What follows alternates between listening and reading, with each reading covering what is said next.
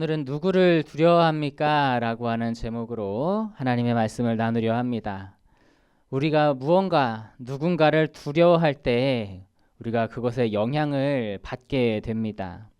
그런데 그것이 한 가지가 아니라 두 가지 혹은 그 이상이라면 그 중에서 무엇을 영향을 받게 될까요?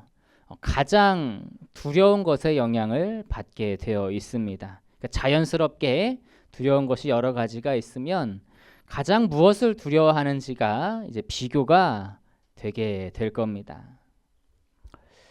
지난주 말씀에서는 사울이 아말렉과의 전쟁 후 이제 좋은 가축을 남긴 것에 대해서 사무엘이 책망하는 것을 보았습니다. 처음에 사울은 이 아말렉의 좋은 가축을 남긴 것을 이제 계속해서 그 백성들의 탓으로 돌렸죠.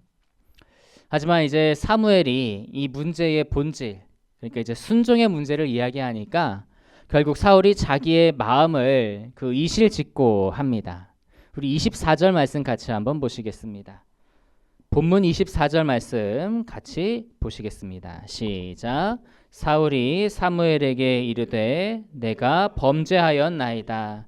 내가 여호와의 명령과 당신의 말씀을 어긴 것은 내가 백성을 두려워하여 그들의 말을 청종하였음이니이다. 사울이 하나님의 말씀을 어기고 아말렉의 좋은 가축들을 남긴 것은 그가 누구를 두려워하였기 때문에? 백성을 두려워하였기 때문이라고 그렇게 말하고 있습니다. 왕이 백성을 두려워하는 것, 여러분 그게 문제인가요? 우리나라의 그 역사 중에 그 좀 성왕들, 그 존경받을 만한 그런 왕들을 보면요, 이 백성을 그 경시하지 않았습니다. 그 임금의 주권은 백성에게서 나온다, 뭐 그런 말이 있잖아요. 이제 그런 말을 하면서까지 백성들을 돌아보고 살핀 그런 사람들이 이제 존경받는 왕이 됐어요. 그러니까 이제 왕으로서 백성을 두려워하는 것은 문제가 아니라 오히려 올바른 덕목이라고 할 수 있겠죠. 그런데 다만 신앙이 왕이 있는 왕이라면 그 백성들보다 더 두려워해야 할 존재가 있다는 거예요. 그것이 누굽니까? 바로 하나님이시다라고 하는 겁니다. 그에게 주권을 주시면서 이 나라와 백성을 맡기신 분이 바로 하나님이시기 때문에 그렇죠. 사울 역시 그렇습니다. 아니, 사울은 더 그렇습니다. 하나님께서는 이 평범한 그냥 백성이었던 사울을 택하셔서 그래서 이스라엘의 초대 왕으로 삼으셨습니다. 그는 이제 왕으로서 백성들이 하나님을 잘 섬길 수 있게 다스릴 의무가 있었고요. 그러니까 사울은 누구보다도 하나님을 두려워하고 또 그리고 하나님의 뜻대로 백성들을 이끌었어야 했다라고 하는 거예요. 그런데 사울이 누구를 더 두려워하고 있습니까? 하나님입니까? 백성들입니까? 백성들입니다. 사울은 하나님보다 백성들을 더 두려워하고 있는 거예요. 그가 백성들을 두려워한 그런 실질적인 이유가 무엇이겠습니까? 실질적으로 보면 이 사울이 초대 왕이었기 때문에 아직 왕권이 제대로 세워지지 않아서 그런 면이 있을 거예요.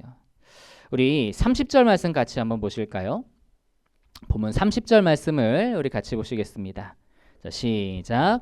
사울이 이르되 내가 범죄하였을지라도 이제 청하옵나니 내 백성의 장로들 앞과 이스라엘 앞에서 나를 높이사 나와 함께 돌아가서 내가 당신의 하나님 여호와께 경배하게 하소서 하더라. 30절 말씀은요, 이 심판의 말씀을 전하고 떠나려는 사무엘을 붙들면서 사울이 한 말이에요. 사울은 백성의 장로들과 또 이스라엘 앞에서 자기를 좀 높여달라고 그렇게 부탁을 하고 있는데요. 그가 이렇게 백성들 앞에서 높아지기를 구하고 있는 것은 이제 그가 초대 왕이라서 왕권을 탄탄하게 세워가는 과정이어서 그렇습니다. 나라를 다스릴 때 이제 아무래도 자기 생각보다 백성들의 눈치를 더 많이 볼 수밖에 없는 그런 상황이었을 테니까요. 그래서 그는 늘 왕권을 강화해서 이 안정적인 왕조를 이루어야겠다라고 하는 생각을 늘 가지고 있었을 거예요. 그래서 업적을 쌓으면 자기에게로 돌리고 기념비를 세우고 그리고 자기를 계속해서 높이려고 했던 거죠. 그래서 후일에 이제 사울은 제법 나라의 기틀과 왕권을 잘 세운 것 같습니다.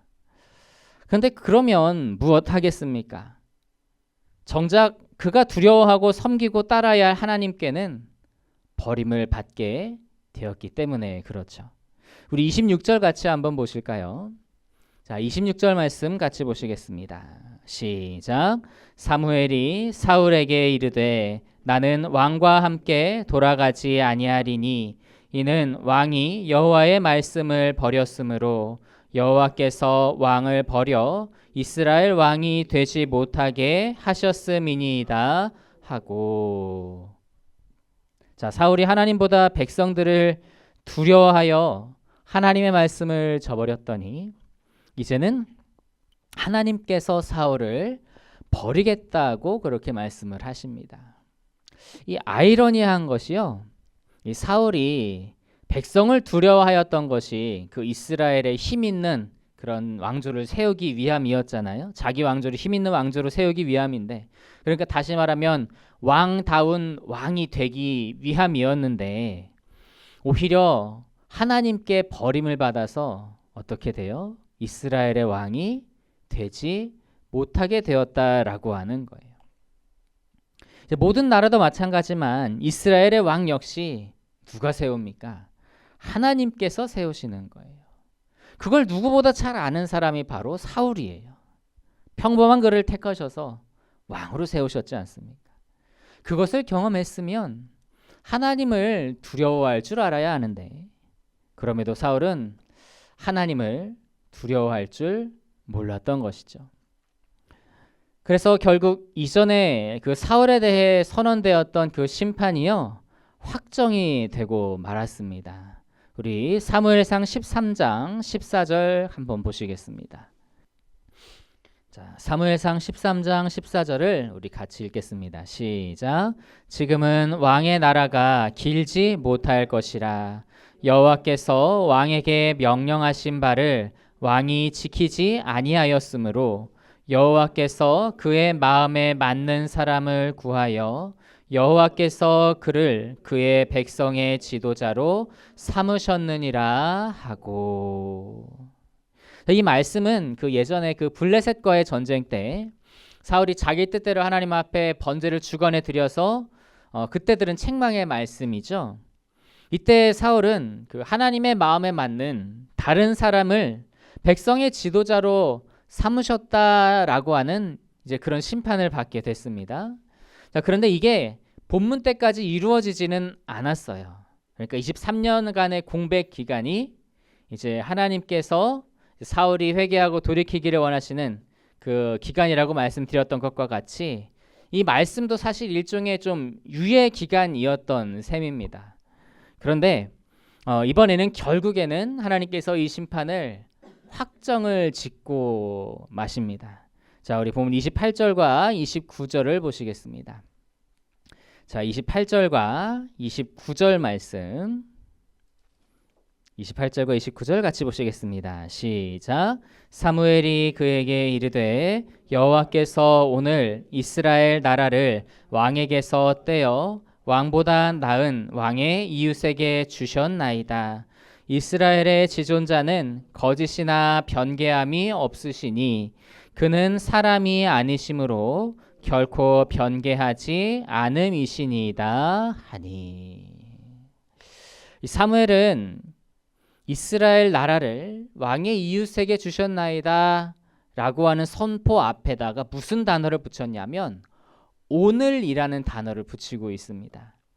그 말씀이 이제 오늘, 즉 사울이 하나님을 두려워하지 않고 백성들을 두려워하여 하나님의 말씀을 저버렸던 그 날에 이것이 이루어졌다라고 하는 거예요.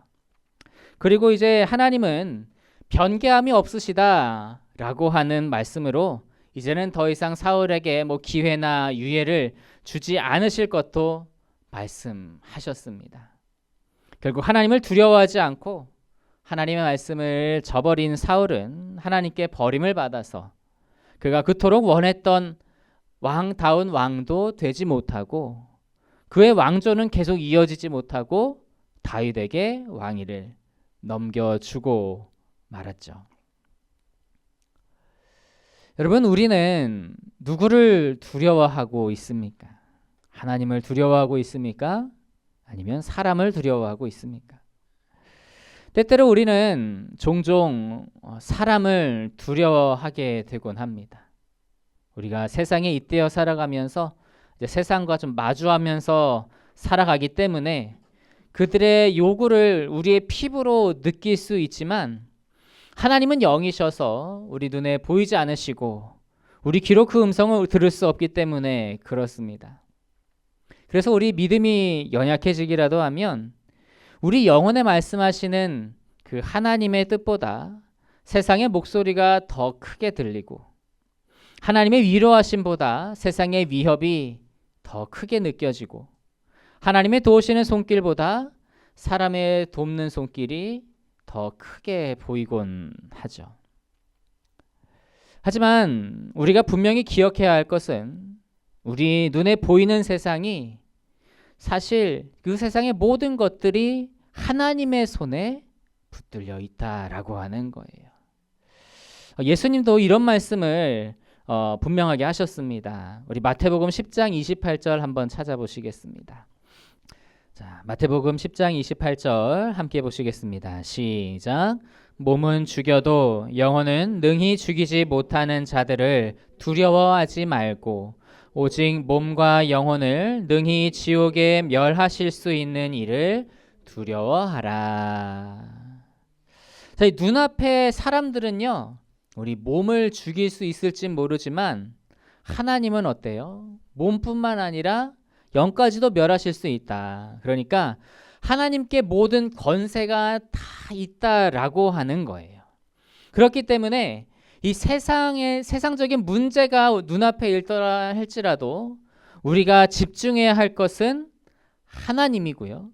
우리가 도움을 요청해야 할 분도 하나님이시다라고 하는 겁니다. 우리가 세상이 두려워서 이 세상에 집중을 하게 되면 어떻게 될까요? 그렇게 되면 사실 아무것도 되지 않는 거예요. 사울을 보십시오. 사울이 왕권을 세우기 위해서 백성의 눈치를 보면서 두려워하고 좀 세상적인 세속적인 그런 방법으로 왕권을 세우기 위해서 애를 썼습니다. 그래서 한때는 그의 왕권이 잘 세워지는 것 같았어요. 자, 하지만 그 이후가 어떻습니까? 이후의 역사 속에서 사울을 존경하고 사울을 롤모델로 따르는 그런 사람들이 있습니까? 반면에 다윗을 한번 생각해 보시기 바랍니다. 이 다윗은요, 사람을 두려워한 사람이었습니까? 하나님을 두려워한 사람이었습니까? 이 하나님을 두려워한 사람이었어요. 이 다윗은 철저하게 하나님을 두려워한 사람이었습니다. 그래서 매사의 모든 일을 하나님께 여쭙고 행했고요. 잘못한 일이 드러나면요, 다른 사람을 인식하기보다 하나님 앞에 엎드려서 눈물로 회개했습니다. 자기에게 돌릴 수 있는 영광은 하나님께 돌리고 감사할 줄 알았죠. 그는 결코 그 백성을 얻기 위해서 백성을 두려워하며 백성의 의견을 하나님의 뜻보다 앞세워 따르지 않았습니다. 자, 그랬더니 어떤 열매를 맺게 됐습니까? 다윗은 한 번도 백성들의 마음을 얻기 위해서 그렇게 인위적으로 한 것이 없겠지만 백성들이 스스로 다윗을 따랐습니다. 백성들은 하나님을 사랑하고 경외하고 두려워하는 그 다윗을 존경했고 또 사랑했죠. 그래서 다윗은 이스라엘의 역사 내내 모든 왕들의 기준이 되는 그런 모범적인 왕이 됐고요. 지금도 이스라엘 사람들이 가장 사랑하고 존경하는 그런 위인으로 남아 있습니다. 여러분 어떻게 이럴 수가 있습니까? 다윗이 하나님을 두려워했기 때문에, 하나님을 두려워함으로 그 말씀을 우선적으로 따르고 하나님 앞에 신실하고 하나님 앞에 정직했기 때문에 그가 두려워하지도 않고 구하지도 않았던 그 백성들의 존경을, 그 백성들의 마음을 받게 되었던 것입니다. 사랑하는 성도 여러분, 사람을 두려워하는 것이 아니라 하나님을 두려워하는 저 여러분 되실 수 있기를 간절히 소망합니다. 그리고 사람의 말에 귀 기울이기보다 하나님의 말씀에 귀 기울이고 사람의 조언보다 하나님의 말씀을 따르는 우리들이 되어야 할 줄로 믿습니다. 우리가 사람을 두려워하고 따르면 하나님을 저버리는 것이 되고, 그러면 우리는 하나님의 도우심을 받을 수가 없게 될 것입니다. 하지만 우리가 오직 하나님만을 의지하고 그 말씀을 따르면 보이지 않아도 세상의 모든 일에 권세를 가지고 계시는 그 하나님께서 우리의 모든 것들을 선하게 인도하여 주실 줄로 믿습니다. 그 믿음을 가지고 하나님만 두려워하고 경외하며 그 하나님의 뜻을 따르는 저 여러분 되시기를 간절히 소망합니다.